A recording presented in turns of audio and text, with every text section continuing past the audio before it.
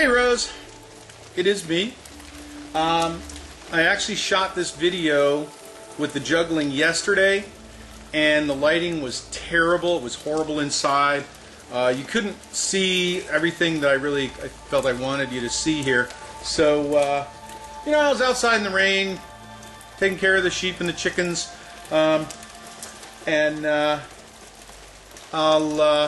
I just decided, what the heck, I'll get this video in some better lighting. It's not sunny out, so it's pretty mellow lighting, but I think it's going to do the trick. So you'll probably hear me say this a lot of times throughout the course of the program, the bigger program that you're looking at. But juggling is probably the most effective, fastest way to shift your neurology or your nervous system response or your autonomic nervous system, if we want to get technical here. And the trick is to switch from having your body operate out of the sympathetic nervous system, that fight or flight system, and shift it over to a more parasympathetic response, which is where we are resting, relaxing, sleeping, digesting our food. There's all kinds of functions that happen, and they really happen best, if not only, when we're in that parasympathetic mode. So it's an important part of living, if you will. Fortunately for us, in the work that we're going to be doing, it's already built in. So it's not like we have to create something that's not there. Everyone who's living has a sympathetic nervous system and a parasympathetic nervous system as part of the autonomic nervous system. They may spend too much time in the sympathetic. They may spend too much time stressed or anxious or nervous or just in that hyper alert kind of state, if you will. But they nevertheless, it built into their body, built into their neurology, is both the sympathetic and the parasympathetic nervous system. They're both part of the autonomic nervous system. There's a couple of things that I want to go over very quickly. Why this works, because most of us are in that visual spectrum, that visually dominant perception group. Most of us are kind of why people. We want to kind of know why something's going to work. So I'm going to give you the two reasons why this kind of works naturally for folks like us. And the first reason is, when we are in the sympathetic mode, that fight or flight mode, we're neurologically wired up to look at something with binocular vision. Anything that catches our attention, be it out of the corner of our eye, be it something we heard, we're neurologically wired up to look at it with both eyes so that we can judge speed and distance, right? Binocular vision.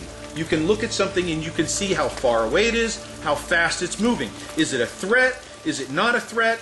Is it something I can catch for my dinner? Is it something that's too far away? Okay, so that said, when we get 3 balls in the air, you cannot look and track each ball.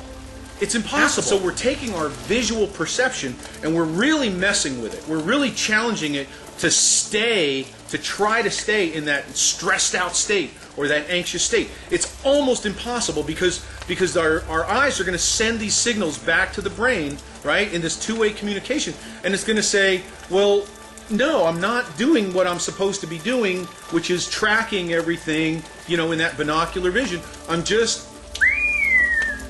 nice, I'm just taking everything in, ignoring everything around me.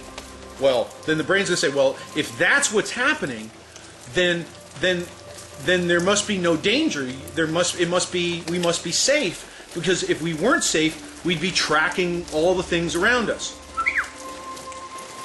Okay, So,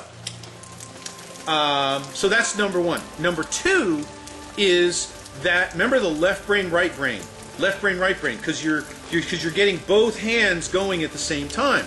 Well, again, in that fight or flight state, that sympathetic nervous system state, you don't really want your brain thinking back and forth and doing a lot of executive functioning because it's too slow. You want your brain in that right brain, bam! See it, feel it, see it, act on it. Instant reactivity.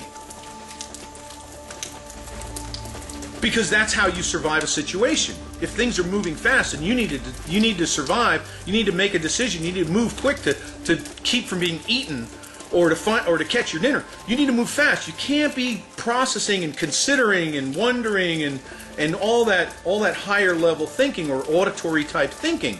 It's much too slow for a survival fight or flight situation. So when we're in that sympathetic mode or sympathetic state, that left brain naturally kind of turns off. It kind of gets very quiet, and the right brain really takes over, and it utilizes that instant see it, feel it, see it, act on it reactivity to make the best, to give us the best survival chance in that kind of situation. So, just as with the visual shift, creating that shift using a visual perception, we're going to create a shift using the brain itself by forcing the brain to process information using the left and right hemispheres, right? The left hemisphere controls the right side of the body, the right hemisphere controls the left side of the body.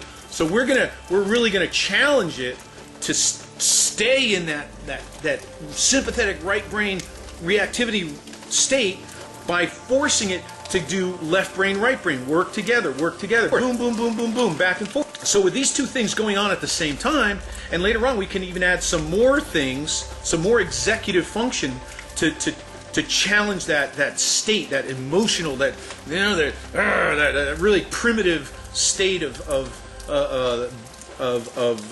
reactivity, that sympathetic nervous system. But this is it. This is juggling. This is the fastest way I've known to shift from a stress state to a relaxed and focused state, from the sympathetic nervous system to the parasympathetic nervous system. All right. So we're going to start with one ball. One ball, nice and easy, and the motion for this type of juggling is very simple. We're going to go 1, 2, 1, 2. You know what? I'm going to take off my gloves here. All right. So it's just a simple, almost straight up, not quite straight up, shoulders back, head back. We're not worried about catching it. We're just letting the ball come down into our hands, and if you drop it, doesn't matter. You drop it 100 times, doesn't matter. We're just going to pick it up and go. Now you notice with one ball, you can track it if you want. You can easily follow that ball. So this really isn't going to help too much as far as the visual modality goes, but it still is a little bit of a left brain, right brain, going back and forth. So very easy. Notice the pace. Notice the rhythm.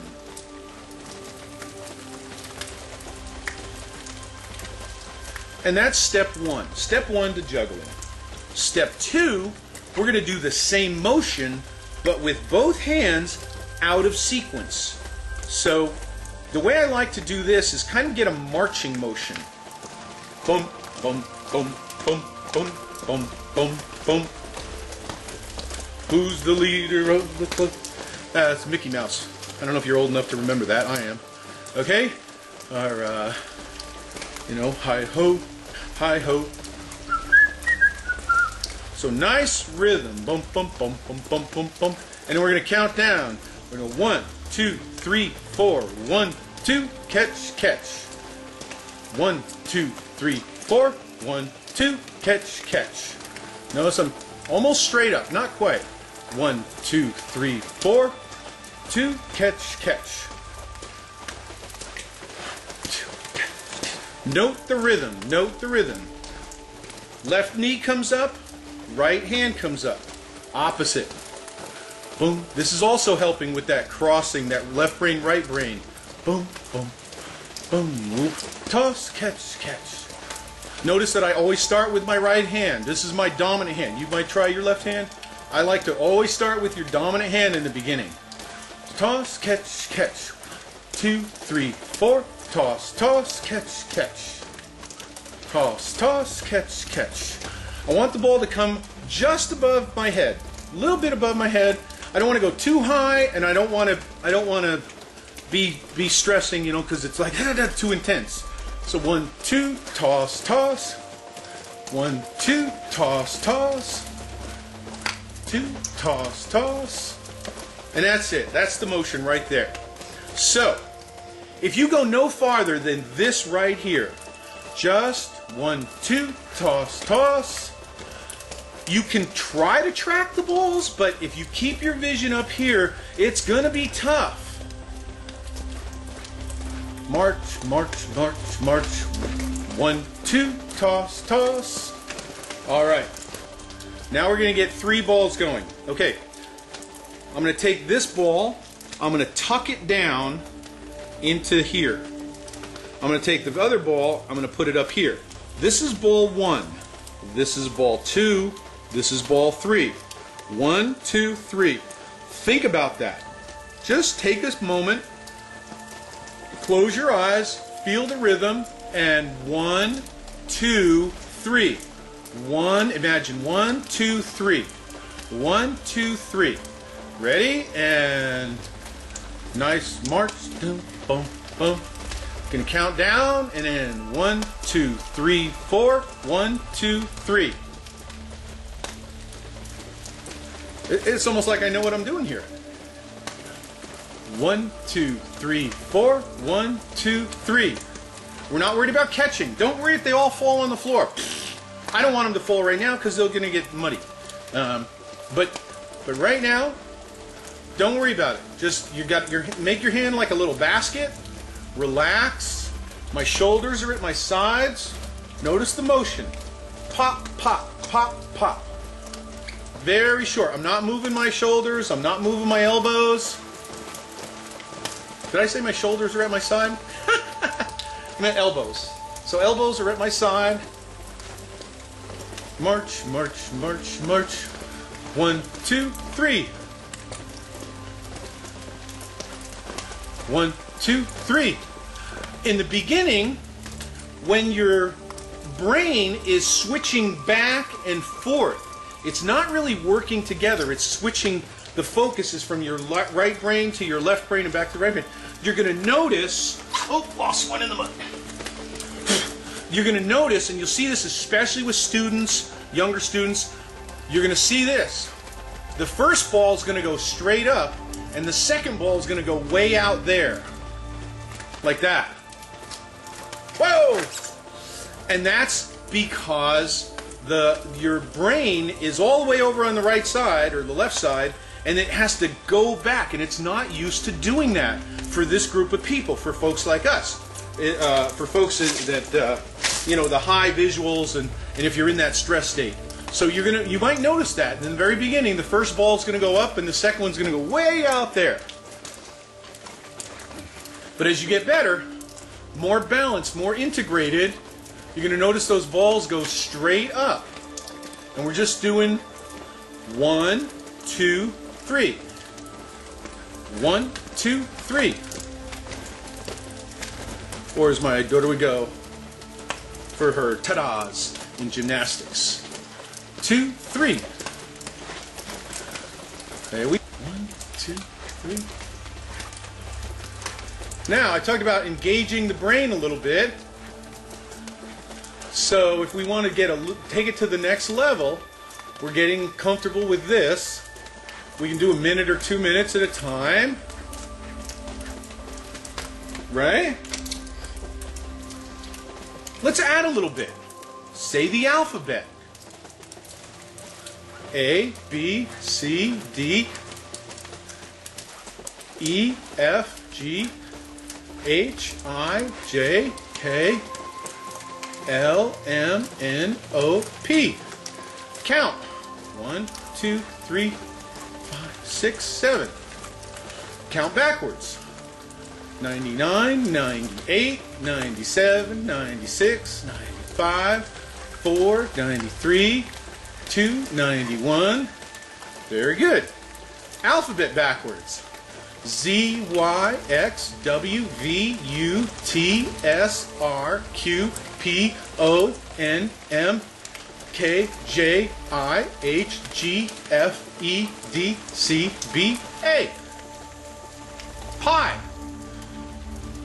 3.141592653589979 3238462 6433832. So this is it. You can do this anytime, any place. There was a little trick that I discovered quite by accident. After I'd been juggling for quite a while with my students, and when I felt the need to de-stress. One time I was driving along in the car, I got a very upsetting phone call, and I was on my way to an important meeting. I could not walk into this meeting stressed out and distracted. While I was driving, and I'm not saying to do this, I'm saying this was something I was able to do, where I had enough space around me and wasn't in heavy traffic or anything, and I was able to drive and imagine that I was juggling. I don't know why, it just one of those things that just occurred to me. Just try it. And I imagined juggling, got my focus, my attention all the way out here, and I just could see the balls go, and I could feel my left hand, right hand going, and my stress level went from about a 90 down to a 10. I mean, it was that in just 2 minutes, by imagining that I was juggling. Very cool, huh? So, take your time. If all you get to for now, for the first week or so, is toss, toss, toss, toss, marching in, toss, toss, toss, toss, toss, toss, toss, toss. If you can get to 3, awesome. No rush, no hurry. Just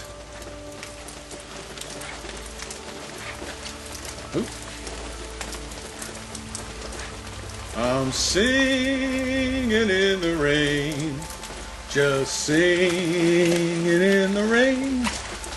What a glorious feeling, I'm happy again. All right, now I'm really getting silly. Yeah, so I think we're good to go. Enjoy it. Have some fun. Again, the point is to relax. Get yourself into that sympathetic state, out of the sympathetic state, that fight or flight state, and just drift in, switch back. The switch is there. It's built into every human being on the planet. Just let it happen. Use your neurology. So we're going to get away from this nonsense of trying to fight your instincts, fight your natural state, fighting your neurology. We're going to take advantage of it. We're going to use that neurology, that the way we were designed as human beings, to switch from the sympathetic to the parasympathetic state.